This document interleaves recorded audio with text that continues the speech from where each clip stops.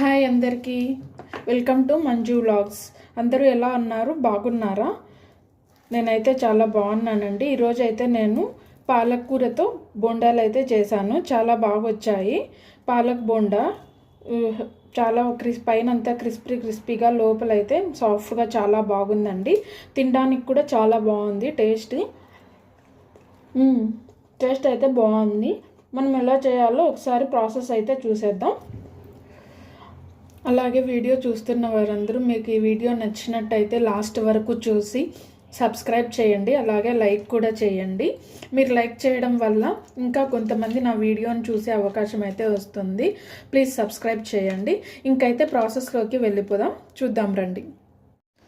ముందుగా పాలకూర బొండాలు చేసుకోవడానికి మనకు కావాల్సింది పాలకూర కట్టలు 2 చిన్న కట్టలు తీసుకొని నేను ఇలా కట్ చేసుకొని బాగా క్లీన్ చేసి పెట్టుకున్నానండి.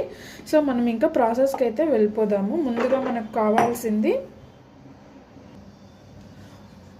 ఎర్రగడ్డలు ఇలా సన్నగా తరిగి పెట్టుకున్నాను. నేను ముందుగానే ఒక పెద్ద ఎర్రగడ్డ తీసుకొని ఇలా తరుక్కొని పెట్టుకున్నాను. ఒక ఎర్రగడ్డ, తర్వాత కారం, నేను పచ్చిమిర్చి వేసుకోవడం లేదండి, కారప్పొడి వేసుకుంటున్నాను. నెక్స్ట్ ఉప్పు చూసి వేసుకోండి మీకు తగినంత. పసుపు కొంచెం, చిటికెడు. తర్వాత కరివేపాకు వేస్తే టేస్ట్ బాగా వస్తుందండి. కరివేపాకు దేంట్లో వేసినా టేస్ట్ బాగానే ఉంటుంది. నెక్స్ట్ పాలకూర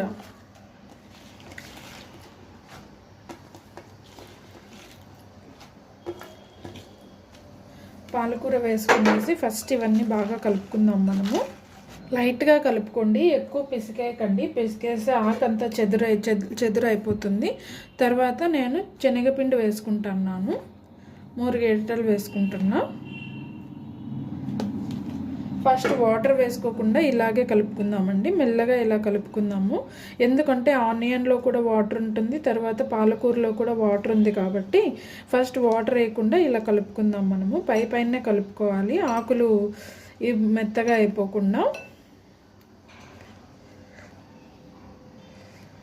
కలిపేసుకున్నానండి. ఇందులోకి ఇంకా కొంచెం వాటర్ పడుతుంది. ఒక 2 స్పూన్స్ దాకా వేసుకోండి, ఎక్కువ వేసుకోకండి. ఇదైతే జారుడుగా అవ్వకూడదు, గట్టిగానే ఉండాలి కాబట్టి చూసి వేసుకోండి. వాటర్ ఎక్కువ వేసేయకుండా. వంట సోడా కూడా చిటికెడు వేసుకోండి. ఇదంతా బాగా కలిపేసుకోండి, అంతా కలిసేలాగా. ఇలా ఉంటే చాలు మనకు. ఉప్పు కారం సరిపోయిందా ఇప్పుడే చూసుకొని అవసరమైతే వేసుకోండి. పిండి అయితే కలుపుకునేసినామండి. మనకు కావాల్సినట్టు వచ్చేసింది. బాండిల్ పెట్టుకొని ఆయిల్ వేసుకుందామండి. ఆయిల్ వేసుకొని వేడయ్యేంత వరకు ఉంచుకుందాం. డీప్ ఫ్రైకి సరిపడా నూనె వేసుకోవాలి. ఆయిల్ వేడైందో లేదో చూద్దామండి. ఇప్పుడు ఆయిల్ అయితే వేడైపోయింది. ఇప్పుడు మనం బోండాలు మనకు కావాల్సిన సైజులో వేసుకుందాం.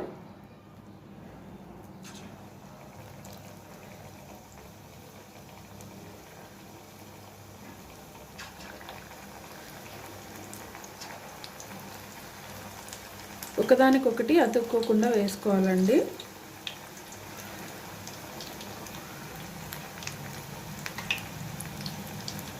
ఒకసారి ఆయిల్ వేడెక్కాక ఆయిల్ని మీడియంలో పెట్టేసుకోండి. లేకపోతే పైనంతా బాగా వేగిపోయి లోపల వేగకుండా అలాగే ఉండిపోతాయి. మీడియం ఫ్లేమ్లో పెట్టుకొని బాగా కాల్చుకోండి.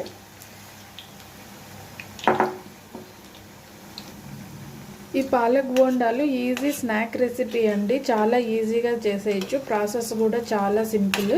సో ఎవరైనా చేసేయచ్చు. ఇవి ఈవినింగ్ టైమ్స్ పిల్లలకి తర్వాత టీ తాగుతున్నప్పుడు మనకి ఇలా టైంపాస్కి తినచ్చు. చాలా టేస్ట్ కూడా బాగుంటుంది. ఇది పాలకూర ఒకటే కాదు, ఇంకా మనం ఇందులోకి మునగాకు కూడా వేసుకోవచ్చు. ఇంకా మనకు నచ్చిన ఆకులతో ఇవి చేసుకోవచ్చు. మునగాకు అయితే చాలా బాగుంటుందండి. అది కూడా ఎప్పుడైనా ట్రై చేసి చూపిస్తాను. ఇలా గోల్డెన్ కలర్ వచ్చేంత వరకు బాగా డీప్ ఫ్రై చేసుకోవాలా.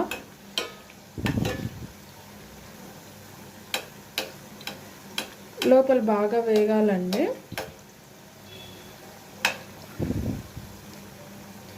మీడియం ఫ్లేమ్లోనే పెట్టుకొని అంతా బాగా వేయించుకొని డీప్ ఫ్రై అయ్యేంత వరకు పెట్టుకోవాలా. బాగా గోల్డెన్ కలర్ వచ్చేంత వరకు ఉంచుకొని తర్వాత తీసేయాలండి.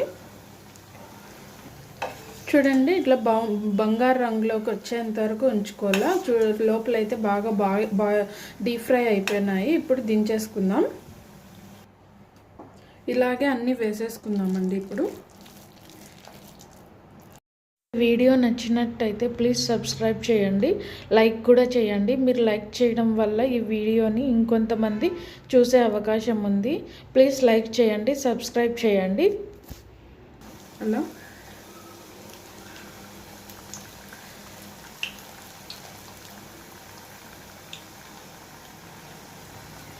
మనకి వేడి వేడి బొండాలు అయితే రెడీ అయిపోయినాయి. ఇంకా టేస్ట్ చూసేద్దాం.